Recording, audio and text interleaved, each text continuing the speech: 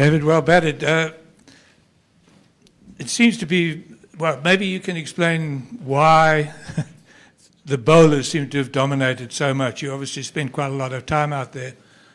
What exactly is going on out there? I think it's a combination of it being a tricky pitch, but I think when you have 6 quality seamers on a tricky pitch, I think it's obviously makes batting tough. But yeah, I think the way the game's going, I think the wicket has slowed down a bit. I think the Knicks aren't carrying, so I think in the 4th innings, I think they'll maybe come a bit straighter, and that will probably be like, I think, the danger on that type of wicket. But yeah, hopefully we can get those runs.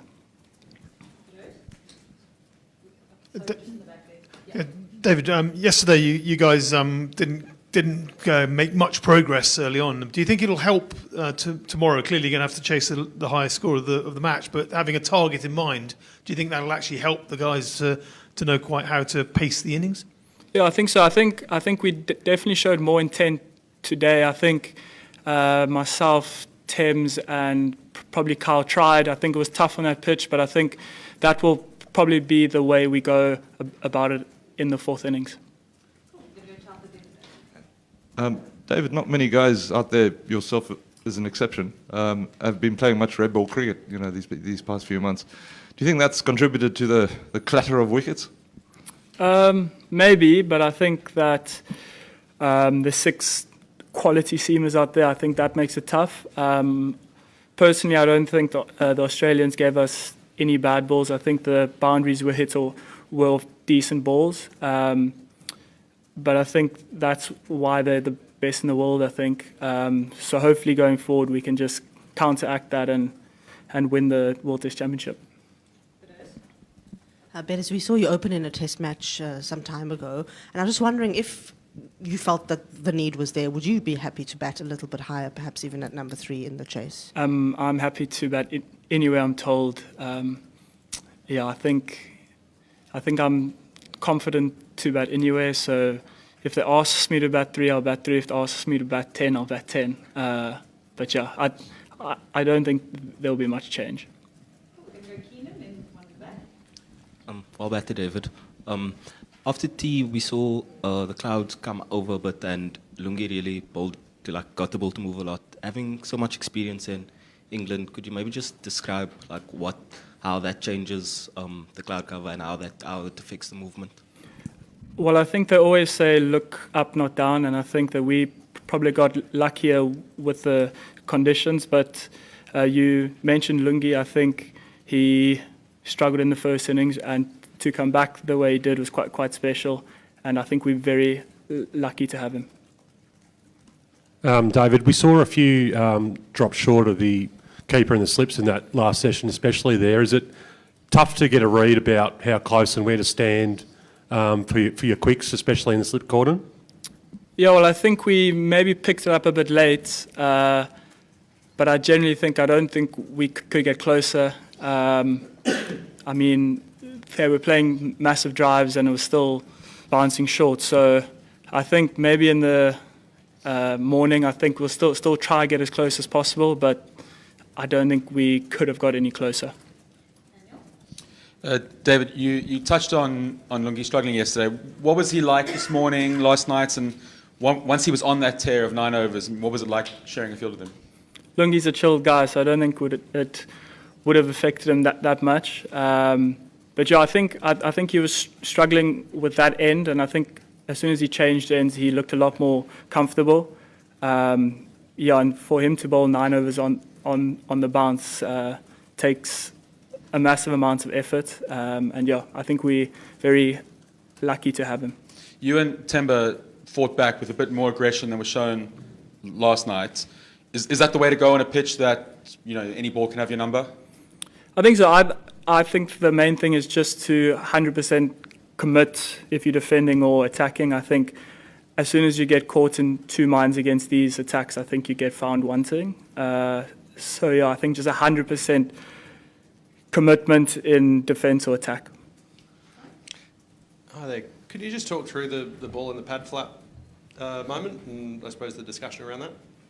Yeah, I think I panicked big time because I think Carey was standing up, so he was quite close. The umpires said, regardless, I think it was dead ball, but I think the way I dropped the ball, picked up the ball, came across a bit dodgy.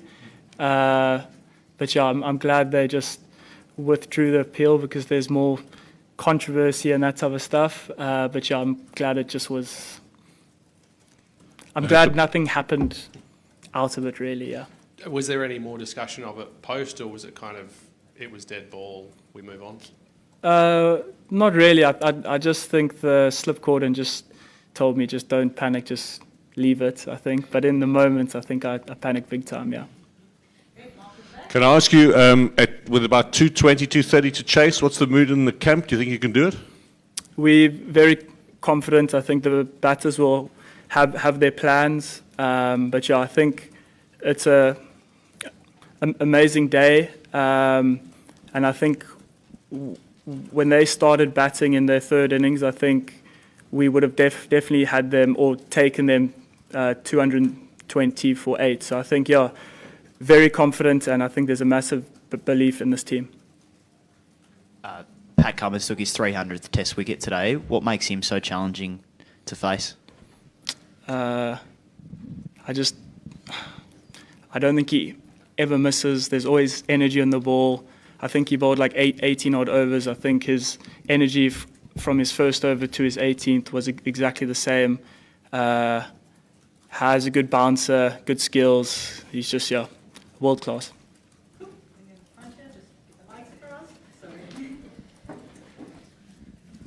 David, was there a meeting of the batsmen and the team overnight, last night or this morning when you got to the ground with that deliberate effort that you were going to not die wandering and you were going to, whatever happens, you were going to go after this?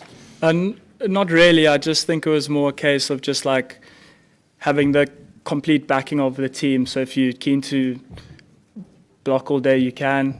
If you're keen to smack it all day, you can. So I think there was a chat, just be as clear as you can, and the team will be okay with that. David, you mentioned it was a tricky pitch a few times there. I mean, for this, to illiterate eyes, it looked like a dry pitch, and generally there's a bit of green on a Lord's pitch in county cricket, and you played a lot of that. So why do you think it was a tricky pitch? Like, can you just elaborate on the tricky bit of it? Well, I think with the slope, I think the bowlers have the ability to take it obviously with the slope, which means the ball will move more, and then they also have the ability to take it away with the slope. So I think just having world-class bowlers with a pitch that can move both ways, I think makes it quite tricky. David, you said there's the belief to get the runs, but tomorrow's possibly the last day, and you have it's on the threshold of being world champions to get those runs. Do you embrace that pressure tomorrow about going for it and saying this is our chance to do what no side has done before? I think it's just an amazing chance, and I think we're all very, very excited about the opportunity to win. Like I said, it could go either way, but I think us as a team are very, very excited, and there's a lot of belief in the dressing room. Great. Thank you very much, everyone. Thank you.